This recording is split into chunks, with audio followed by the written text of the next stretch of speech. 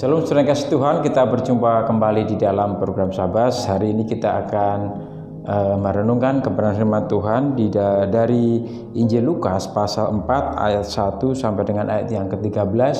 Ini berbicara masalah tentang pencobaan yang Yesus alami ketika Yesus berada di dunia, ketika dia sesudah dibaptis. Kemudian Yesus penuh dengan Roh Kudus. Kemudian ada pencobaan dari iblis. Kita akan melihat ayatnya yang 1 sampai 13, tapi kita hanya membaca saja ayat 1 sampai dengan ayat yang keempat. Demikian firman Tuhan. Yesus yang penuh dengan Roh Kudus kembali dari sungai Yordan lalu dibawa oleh Roh Kudus ke padang gurun. Di situ ia tinggal 40 hari lamanya dan dicobai iblis. Selama di situ ia tidak makan apa-apa dan sudah waktu itu ia lapar. Lalu berkatalah iblis kepadanya, "Jika engkau anak Allah, suruhlah batu ini menjadi roti." Jawab Yesus kepadanya, "Ada tertulis, manusia bukan hidup dari roti saja." Saudara kasih Tuhan, ini merupakan pengalaman yang pernah dialami oleh Yesus, di mana ketika Yesus berada di dunia, dia dicobai oleh iblis. Seringkali ada yang bertanya, Yesus itu kan Tuhan, kenapa bisa dicobai iblis? Kan Tuhan tidak mungkin tidak bisa dicobai. Saudara kasih Tuhan, ketika kita melihat pribadi Yesus, ketika dia berada di dunia, harus dipahami bahwa Yesus itu seperti dua sisi mata uang, ya, yang sebelah sini dan sebelah sini. Nah, maksudnya apa? Yesus itu adalah benar-benar manusia sejati. Buktinya apa? Dia bisa merasakan apa? Tadi ayat 2 dikatakan ia bisa merasakan lapar. Ya. Ini karakter manusia, ini kodrat manusia. Dia bisa merasakan lapar, merasakan lelah, haus. Tapi di sisi lain juga Yesus juga pribadi Allah yang sejati. Saudara kasih Tuhan, sesungguhnya yang dicobai iblis ini adalah dari sisi kemanusiaannya, di mana iblis tahu di mana letak kelemahan manusia itu. Oleh sebab itu, saudara kasih Tuhan, belajar dari pengalaman Yesus, ya, kita mau melihat apa saja yang dipakai iblis untuk mencobai manusia. Saudara kasih Tuhan, kita melihat ada 4 hal yang dilakukan iblis untuk mencobai manusia. Yang pertama di ayat kedua dan sampai yang keempat tadi dikatakan di situ ia tinggal 40 hari lamanya dan dicobai iblis. Di situ ia tidak makan apa-apa dan sudah waktu itu ia lapar. Lalu berkata iblis kepadanya, "Jika engkau anak Allah, suruhlah batu itu menjadi roti." Jawab Yesus kepadanya, "Ada tertulis, manusia bukan hidup dari roti saja." Saudara kasih Tuhan, yang pertama ini saya melihat ini berbicara masalah kebutuhan hidup. Ya, ketika Yesus merasa lapar, sebagai manusia sejati dia merasakan lapar juga, sehingga ketika Yesus dalam keadaan lapar, sisi kemanusiaannya itulah yang diserang oleh iblis, sehingga iblis berkata, "Jika engkau anak Allah, ya, suruhlah batu itu menjadi roti." Saudara kasih Tuhan, ini jelas berbicara masalah kebutuhan hidup yang kita perlukan, masalah makanan kita, kebutuhan hidup kita, kebutuhan sehari-hari.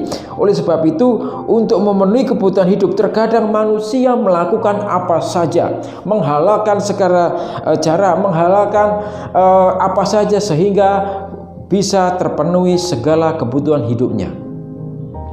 Saudara kasih Tuhan, ini kita bisa melihat apabila kita melihat berita di media massa ataupun di berita online ataupun di media cetak, elektronik dan sebagainya, banyak sekali kejahatan-kejahatan yang motifnya untuk memenuhi kebutuhan hidup. Saudara kasih Tuhan, rupanya ketika iblis tahu dari sisi kelemahan manusia ini, inilah yang seringkali dimanfaatkan oleh iblis untuk apa? Untuk menjatuhkan manusia.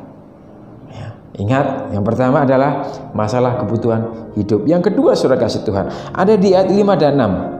Demikian firman Tuhan. Kemudian ia membawa Yesus ke suatu tempat yang tinggi dan dalam sekejap mata ia memperlihatkan kepadanya semua kerajaan dunia.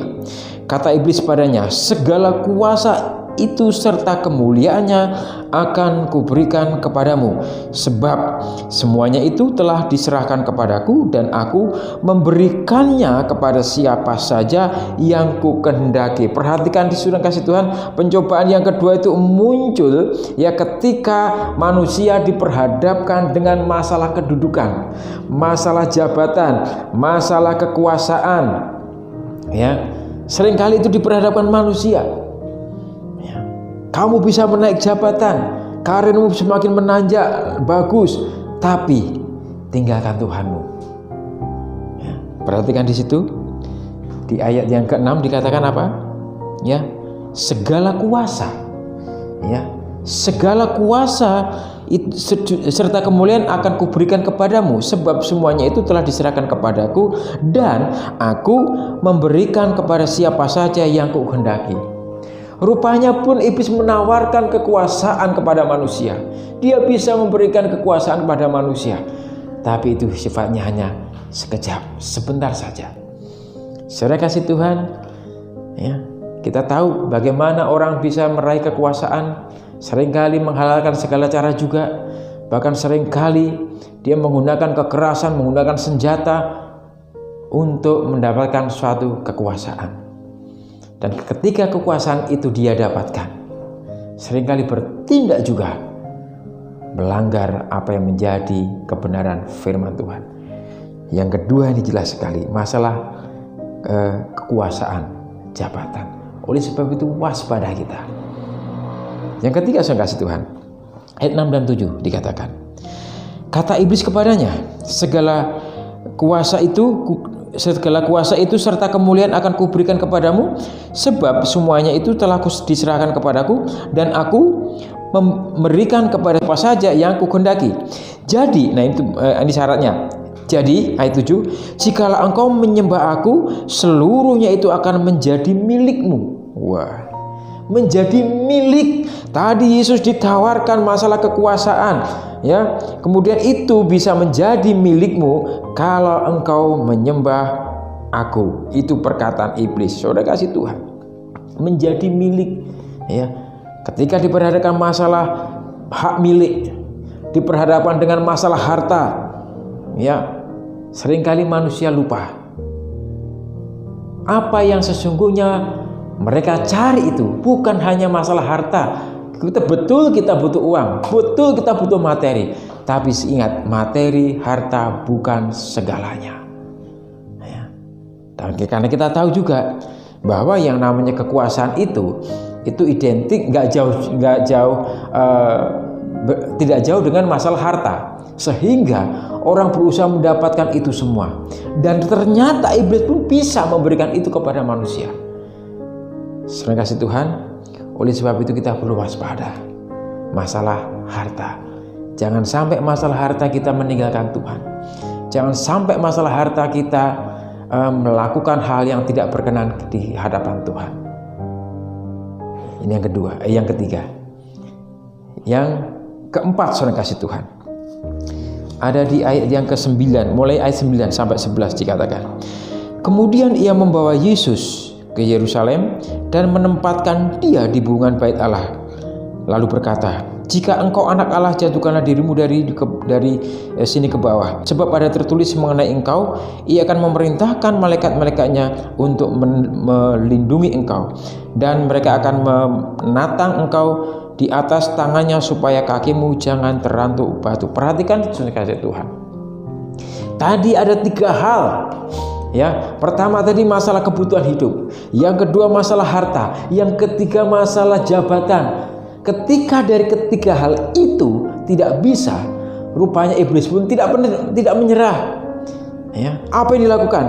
Dia mau mulai memutarbalikkan kebenaran firman. Lihat di situ ayat 9, ya.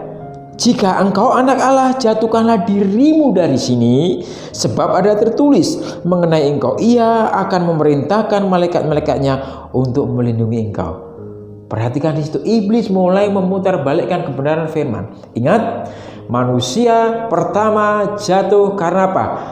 Karena iblis memutarbalikkan kebenaran firman juga. Apa kata iblis di dalam Kejadian pasal 3? engkau tidak akan mati kalau engkau makan buah itu. Tetapi engkau akan mengetahui yang baik dan yang jahat, engkau akan seperti Allah. Wah, diputar balikkan kebenaran firman itu. Saudara kasih Tuhan, inilah keempat hal, ya, di mana iblis selalu menggunakan empat ini untuk berusaha untuk menjatuhkan manusia. Saudara kasih Tuhan, kesimpulan hari ini, belajar dari pribadi Yesus, kita melihat, ya, masalah kebutuhan hidup tadi, masalah harta, masalah jabatan, ya, itulah yang seringkali dipakai iblis. Itu sarana yang empuk. Tapi kalau benar-benar kita mengerti firman, kita bisa mengatasinya. Makanya surga Tuhan di ayat 12 dikatakan, Yesus menjawab, katanya, ada firman, jangan engkau mencobai Tuhan Allahmu. Ayat 13, sesudah iblis mengakhiri semua pencobaan itu, ia mundur daripadanya dan menunggu waktu yang baik. Ada kata waktu yang baik, ya.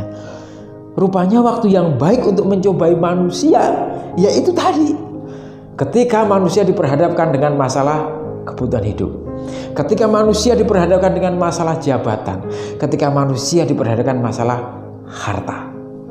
Dan ditambah kalau dia tidak mengerti firman, lebih empuk lagi menjadi sasaran iblis. Oleh sebab itu, mari kita belajar mengerti kebenaran firman Tuhan. Saudara kasih Tuhan, sekali lagi kesimpulan pada hari ini, bila kita boleh belajar dari pengalaman Yesus, kita boleh mengerti kebenaran firman Tuhan, sehingga apapun yang kita alami, pencobaan apapun yang kita hadapi, kita bisa mengatasi bersama dengan Tuhan. Tundukkan hati kita di hadapan Tuhan. Kami bersyukur Tuhan buat kasih setiamu, buat kemurahan-Mu yang Tuhan berikan pada kami hari ini. Kami boleh belajar dari Engkau ya Tuhan, di mana begitu banyak persoalan pencobaan yang kami alami, yang kami hadapi. Dan hari ini kami melihat kebenaran firman-Mu. Biarlah Tuhan firman-Mu ini menjadi kekuatan bagi kami, untuk kami boleh mengatasi setiap pencobaan yang kami hadapi. Terima kasih Bapa, kami percaya Engkau menyertai kami. Dalam Kristus Yesus kami mengucap syukur dan berdoa. Amin. Saudara kasih Tuhan, kiranya kebenaran firman Tuhan hari ini memberkati saudara dan saya. Shalom, Tuhan memberkati. Shalom, saudara kasih Tuhan. Apabila Bapak Ibu Saudara yang dikasih Tuhan diberkati dengan kebenaran firman Tuhan ini, Bapak Ibu Saudara bisa like, subscribe, ataupun memberikan komentar, bahkan juga membagikan atau share kepada saudara kita yang lain, agar senantiasa saudara yang lain juga diberkati. Kiranya Tuhan berkati kita semua. Amin.